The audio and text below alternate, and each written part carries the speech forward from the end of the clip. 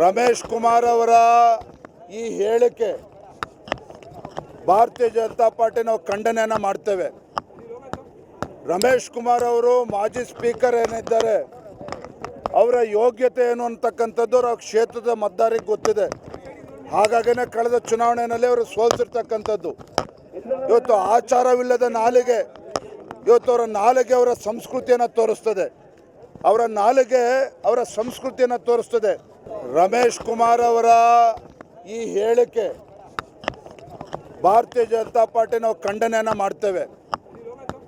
ರಮೇಶ್ ಕುಮಾರ್ ಅವರು ಮಾಜಿ ಸ್ಪೀಕರ್ ಏನಿದ್ದಾರೆ ಅವರ ಯೋಗ್ಯತೆ ಏನು ಅಂತಕ್ಕಂಥದ್ದು ಅವರ ಕ್ಷೇತ್ರದ ಮತದಾರರಿಗೆ ಗೊತ್ತಿದೆ.